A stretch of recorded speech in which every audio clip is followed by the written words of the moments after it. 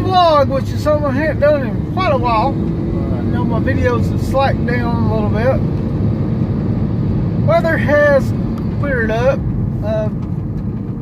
but I ain't got much stuff I've been able to get done because I'm still waiting on parts and doing some research. Now, I have had some issues with the C10. The other day, well, about 2 weeks ago, might have been a little bit less than that. I was talking about how it started sputtering and acting like it was out of gas, which it was really low. So payday, I went and got some more gas for it, put it in, crank it up, and it was still running the same way. So I was checking on some of the wiring. Noticed one wire, when I bumped it, it just fell out. So redone the crimp, one with a cheaper style, but one a no wood crimp that plugs straight into the fuse block section I put under the hood, which is where this was falling off at. And got connection there. Cranking the truck, see if it worked right, and then all of a sudden I heard a weird, very, very light, slight clink noise. But the motor, after that, the truck wasn't turned over. I checked to make sure it was in park. I didn't even try to crank it in neutral to see if that was what was causing it, and yeah, it would not turn over. So it's getting dark, I'll check it out later. I'm gonna look underneath there just to see if one of the wires fell off of the starter. Well, when I looked underneath, the starter was what fell off. The next day I got out there, and which was yesterday, put the starter back up, put the bolts, but I've noticed something, and I don't really remember this is the way it was when I first put the starter on. It just barely, the bolts barely do go into any of the threads. I kept looking to see if there's any of them stripped. None of them were stripped. It just still wouldn't go in there, and it only goes so far, and then it felt tight, and then it just turned. I finally got it where it was holding nice and tight. Turned it over, or turning it over, and after about 2 turns, the starter fell back off again. And then I finally got my tap of diacite out. Went over to the threads on the bolts and on the blocks where it screws into the starter bolt sub tube. Chase those all out, make sure everything's good. Try to put it back up there again. This time everything seemed a little bit tighter and better. Still didn't like how the bolts just barely touched though. And like I said, I can't remember if that's what it was when I first put the starter on. Because that has been a while back since I got to that point. But anyway, I turned it over, got the engine crunk. I was checking some stuff out. I was like, let me redo this. So I turned the engine off, fixing some of the other wiring, checking, make sure. And I was like, all right, let me crank it up again. And as soon as I get it cranked, or started to turn it over, the starter completely falls off again. I was like, that's it. I'm gonna go check, see if I got the wrong bolts, wrong length, whatever. Couldn't really find out anything.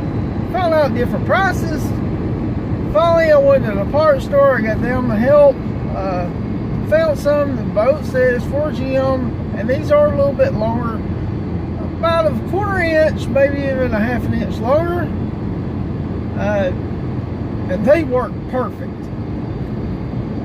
So now I'm trying to think. Here's my thoughts on what might have happened when the motor originally bolted up in the truck, and the original starter, which I have replaced on the C10 short after I got it. I might have replaced the bolts on them.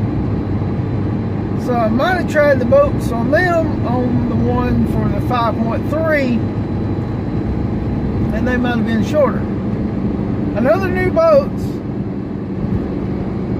I just don't think they're ones that was originally on that 305, which I thought was a 350 before that. But yeah, they end up being shorter boats. I still cannot figure out how I end up with ones that's a little bit too short. After that, I ain't had no more problems with the starter. Now, the engine was still running crappy. I finally got where it was running. Well, I found out that it was running a little bit better when I was checking the connection on the air filter. I took the cold air tube out. Now I had to tighten up the bolts to the steam vent, which I need to get a better hose. That hose don't seem like it wants to hold up, which is for the drainage on the steam vent anyway. So I'll probably get me a new, or it's for the draining on the overflow is what it's for. So need to get me a good steam vent hose. But I was tightening those up, and I think I seen one running while I was down there, and I had to move one hose, the big pipe that went on my cold air intake, and I had my hand just a little bit over the hole, and noticed the tone of the engine all of a sudden changed, and not for the bad. It changed for the good. Like, okay, this may be my problem. So I, with my hand like that, I gave it a little roll rev, and it revved perfect. Moved my hand, and it started running sluggish again. So took the cold air intake and the mass airflow sensor off and changed things, and took the cold air intake off and just put the master airflow sensor straight on. I'm like, let me see how this runs. And it sits and idles perfect. Put it in gear though, it kind of gets a little sluggish and acts like it's just not getting enough juice.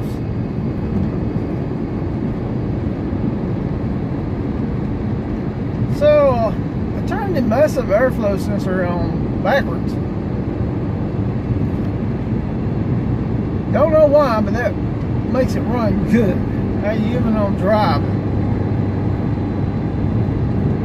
I'm going to drive it, see if it can reset itself and work on some more to this morning, which is what I would have actually done the vlog in if wasn't for I put it in gear and I'm low in fluid, so it's not going in reverse. I've still got a leak somewhere in that transmission. Replaced all the seals in it, but apparently I've still got a leak. So that is why I'm in the car.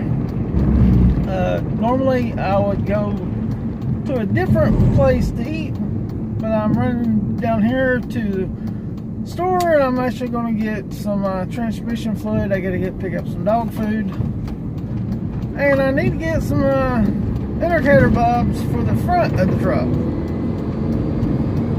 Now here's the problem with the bulbs that's on the front. Well, the wiring's there. I can't find the case that the bulbs actually mount and hold on to. So I got to figure out what to do on that part.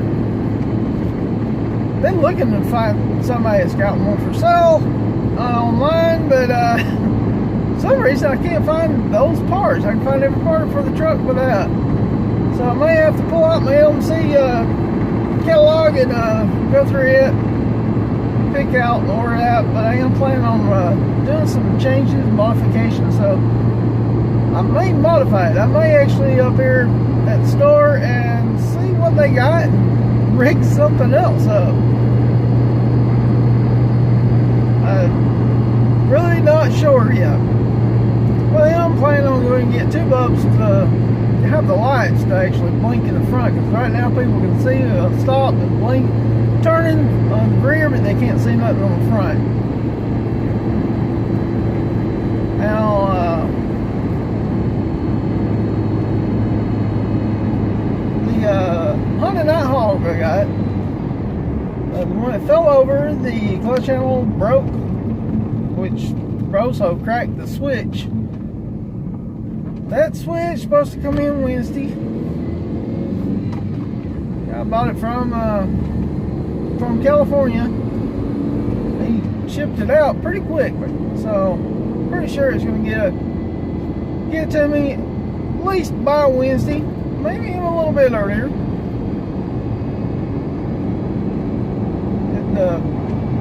They said it came out of a 96. The light switch that dims and brightens, he said that's broke on it, which is okay. The light switch on mine is good, so I'll be taking the good parts off mine and replacing the bad parts on that one, and that will replace all the bad parts that's on mine. So that is excellent. And then I'll be able to probably drive my motorcycle again.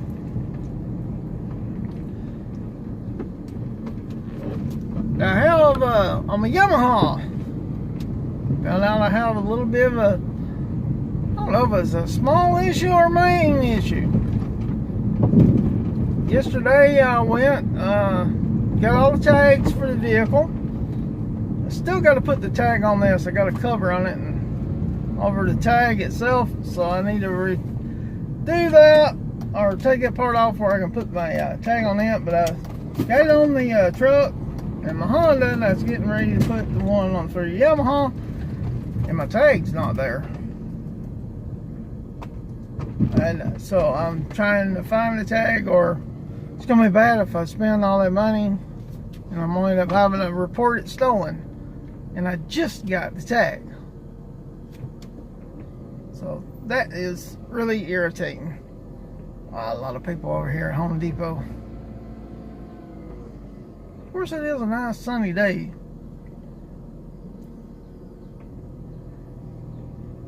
My guy must be planning on moving because he's got a bunch of boxes. I didn't know Home Depot sold boxes. That's good to know. Last time I was looking for boxes for packaging, I couldn't find none.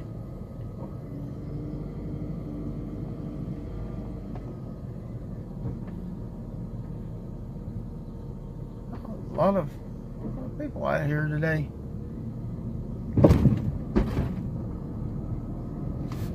Oh, and I have a little small news I'll go ahead and throw out. There is going to be a little bit of a change in my routine and my work. I don't talk about my work too much, but they are planning on getting rid of the machine that I operate. So I'm going to be it's going to be a displaced employee. But they had some other job postings came up. I put in for one of them, and I got it Friday. Well, they offered it to me Friday. I accepted it, and I start my new position tomorrow. So really good. I know it's going to be a lot more aggravating, but yeah, a little bit of a changes, and hopefully after a while it'll definitely be a change in my pay, which is great. Right now it'll stay the same, other than we're fixing to get a raise, which reminds me, on the 1st and 2nd of April I am taking vacation, so Might be doing some big vlogs, maybe even do something live. I haven't made up my mind yet.